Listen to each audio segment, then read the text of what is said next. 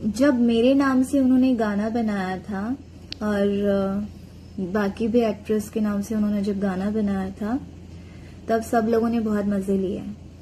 और जब कृति के नाम से गाना बना, उनकी बेटी है, तो सब लोगों ने कमेंट करना स्टार्ट कर दिया कि आप बेटी के ऊपर क्यों जा रहे हो, बच्चे के ऊपर क्यों जा रहे हो, लड़की है, ये है, वो है, बेटी को तो छोड़ दो। इस लाइव में आपने देखा कि काजल राघवानी ने फिलहाल खेसारी यादव के बारे में बहुत उल्टा सीधा तो बोल ही रही है, लेकिन उनकी बेटी अब कृति को भी लेकर बोलती है। काजल राघवानी अभी जो मुद्दा उठा रही है वो आज का मुद्दा नहीं है, लगभग 3 से 4 साल पहले का, जो कि खत्म हो गया है। उस पर कोई चर्चा कर रहा है ना ही करना चाहता है। अब इंटरव्यू में आप जाकर देखेंगे तो बहुत अनाप शनाप बोल रहे हैं कि खेसारी यादव ऐसे मानसिकता के इंसान है कि मैं अभी लाइफ में कभी उनके साथ काम नहीं करूंगी। एक तरफ उनका ये बयान है कि लड़कियों के और हीरोइनों के नाम लेकर उल्टा सीधा उन्होंने बहुत गाने गा रखे हैं और बहुत बदनाम कर रखे हैं। उसी पर लेकर उनकी बेटी को भी अब टारगेट कर दिया। काजल राघवानी का ये कहना है कि काजल मेरी नाम पे बहुत सारे खेसारी लाल यादव ने गाने गा चुके हैं और उनकी बेटी पे कोई गाना गा देता है। एक बार गा दिया था तो कितने उस लड़के के साथ में गलत काम किया गया था। मतलब कि उनका साफ साफ कहना है कि जब मेरे पे गाने गा सकते हैं तो उनकी बेटी पे अगर कोई गा सकता है तो क्या उनकी बेटी अलग से है? मैं जैसे वैसे तो उनकी बेटी भी है। सबसे बड़ा यह मुद्दा है और यह समझने वाली बात है कि उनकी बेटी कृति पे गाया गया था तो उस समय क्या मुद्दा था, उनको भी बात समझ में नहीं है। अगर आपने ध्यान दिया हुआ तो उस समय उस सिंगर जो कृति उनकी बेटी के नाम को लेकर गाना गाया था वो साफ साफ दर्शा कर यानी कि फोटो लगा कर अभी खेसारी लाल यादव के साथ में गाया था। तो सच्चाई तो यह है कि किसी के नाम पकड़कर गाना गलत बात नहीं है, क्योंकि एक व्यक्ति पर्सन का एक नाम नहीं होता है। किसी को फोटो लगाकर और ऐसी चीज दर्शा कर गाना गलत, लेकिन पता नहीं उतने सालों के बाद काजल जी को आजकल क्या हुआ है कि खेसारी लाल यादव को जानबूझकर उतना साल के बातों को टारगेट कर रही हैं और ये सब बातें बोल रही हैं। आप क्या कहना चाहेंगे कमेंट में बताइए। इस वीडियो को एक लाइक करो, चैनल को सब्सक्राइब कर ले।